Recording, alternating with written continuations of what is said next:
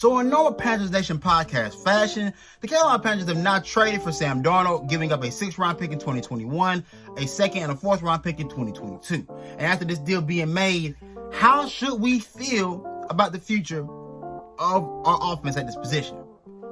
We'll discuss it. You're listening to Money in the Bank. So the Carolina Panthers traded for Sam Darnold. And even though I spoke against it last week, I will give out the positives now that he is now officially a Carolina Panther. Sam Darnold has all the physical tools in order to be a great quarterback in this league. He's had those since he's come into this league. The issue he's had has been truly the progression as playing the quarterback position as far as in the mental side. You see a lot of lapses where he just makes bad throws, makes bad decisions. And that comes from, I think, playing with shitty players and bad coaching. That's where I think a lot of that comes from. I don't think it necessarily comes from him being a bad player. I think Adam Gase hasn't really done a great job with any quarterback he's worked with. And look at Ryan Tannehill and his progression since he's left under the tutelage of Adam Gase. He started to come into his own, and at one point was even a fringe MVP candidate early on this season. But Sam Darnold, man, look, he's had issues since college with turning the football over. I think he just really needs a coach that can understand his talent level, understand what needs to be done, and properly put talent around him. This is Sam Darnold's best chance. This is the last chance he's probably going to get as far as being a starter in this league. You don't get, look here, man. You talk about the weapons he's finna go into. I can't even name the receivers he played with in New York. I can name the running back, Le'Veon Bell and Frank Gore. I mean, all of those two guys are very good, but just not the same guys they were in previous seasons. He's going to be playing with DJ Moore. He's going to be playing with Robbie Anderson again and Christian McCaffrey. Like, whoever we add in the draft, a wide receiver, I remember we're still going to add one more wide receiver. He's going to be playing with those guys too. A lot of dynamic weapons that he's never worked with before. This is probably the greatest skill position trio. One of the best. Let's be clear. This is one of the best skill position trios in the league, much less ones he's worked with. So, look, this is going to be the best weapons he's worked with since college. I mean, let's be real here. And so, can he make this work? I hope so. And, the one thing I spoke about last week, though, was where's the patience level with Sam Darnold? He's 23 years old. He's young. And I don't use the age thing as a reason for why he can, why he can still be good. I use it because there's still time to try to turn this thing around. Like, it's not an excuse for why he's been bad. It's just, I think there's a chance for him to turn it around if he's with the right people. If he's with the right people and if he's in the right system, I feel that he can turn this around.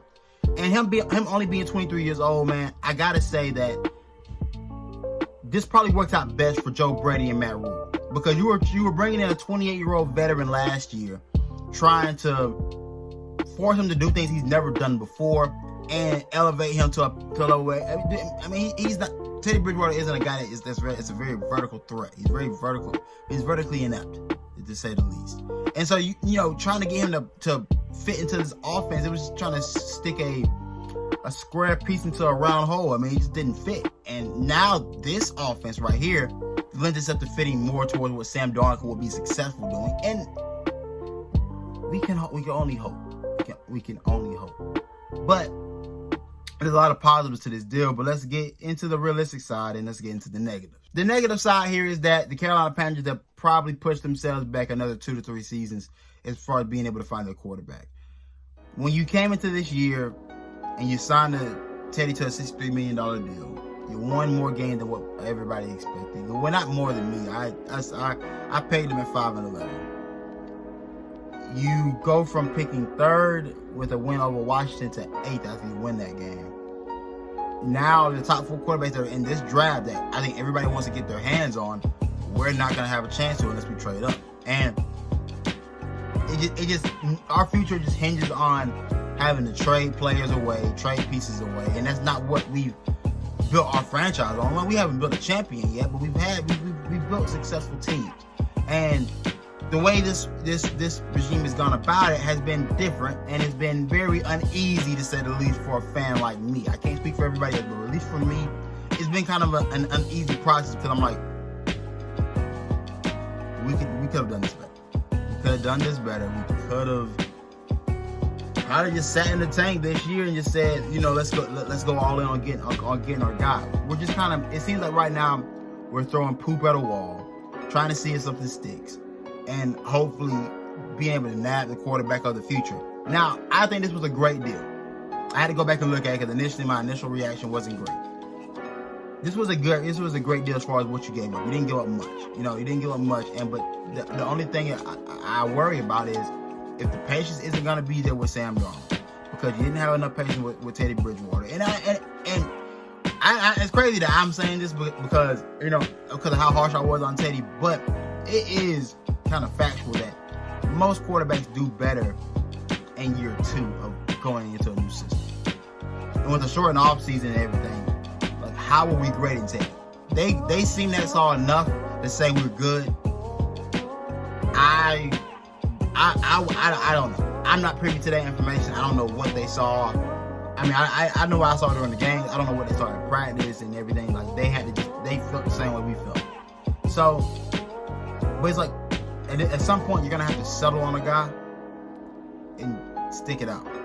Is Sam Darnold going to be that guy? If he stinks it up this year, is he going to be the guy, or are we back in the quarterback market again?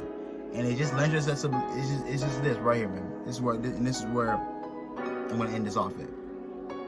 We put ourselves in quarterback limbo before we had to.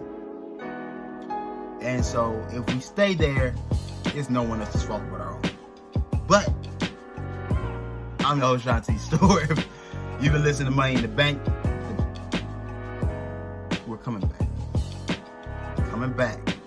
Told y'all we were coming back. I don't know if y'all believe it or not, but we are coming back. And look, man, like and subscribe to the YouTube channel, P1N_network.